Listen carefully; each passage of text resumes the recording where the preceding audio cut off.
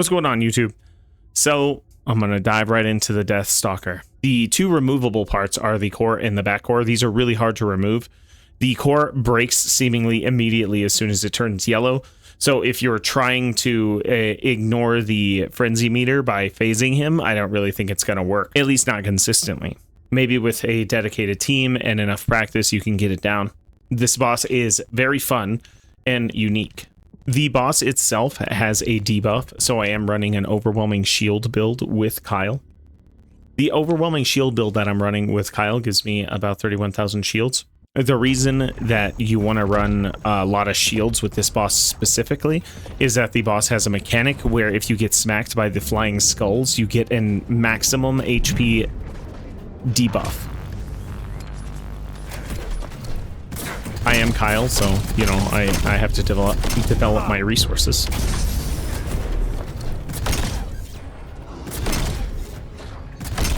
Time to end.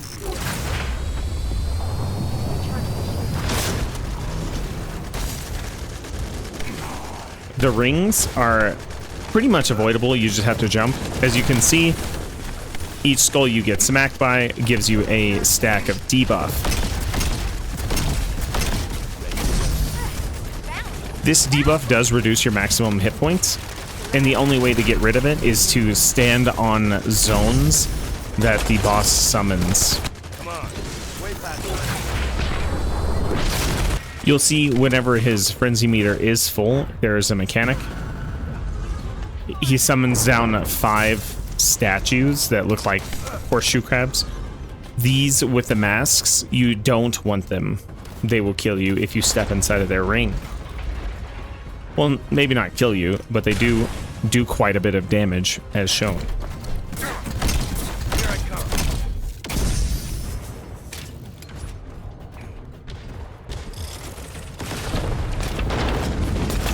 There is a particular one that you want, and whenever someone discovers it, your screen will light up with a sort of green tether pointing you in the direction that you need to go to. So if you're in pubs and you see that green tether, please go to it.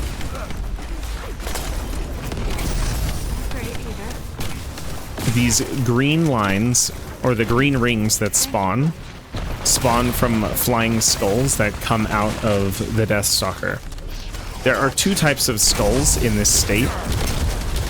One is the normal type, and the other is the type that spawn the green rings.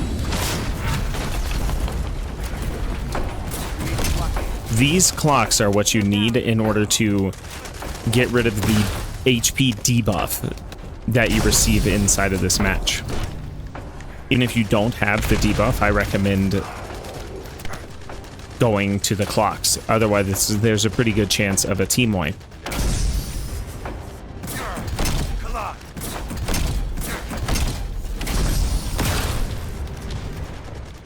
And then once you get this far, you just rinse and repeat.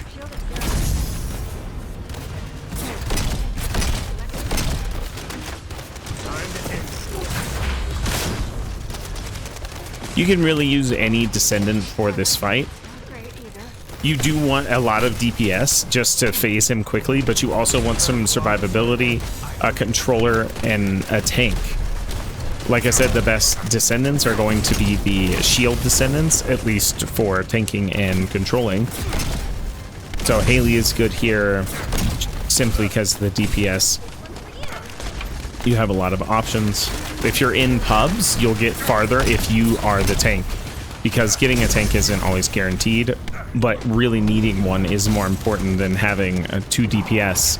You just don't want to sit here and farm it. However, you can run out of time, of course.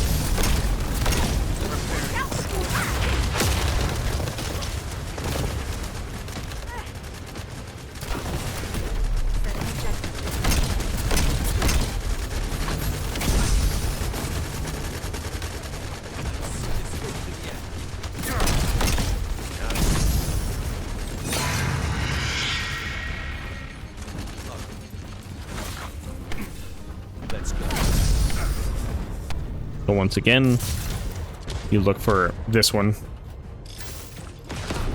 Whenever you see it, please type into the chat here so that people are aware that you found it.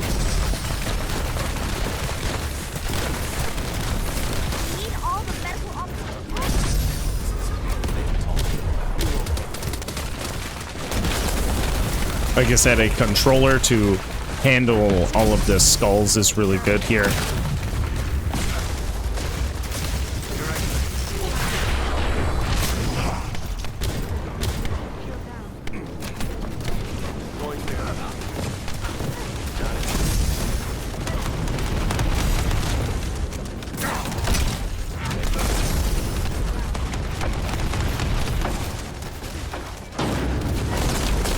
Greg's is really good here.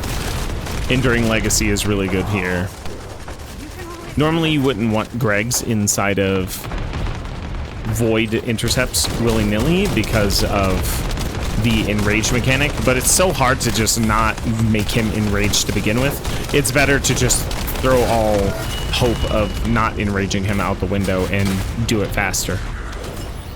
Typically, you will go into 3 phases. If you get a down, you can get him in 2 phases, and if you're smart about it, you can get him in 1 phase, although that's really difficult and requires a dedicated team.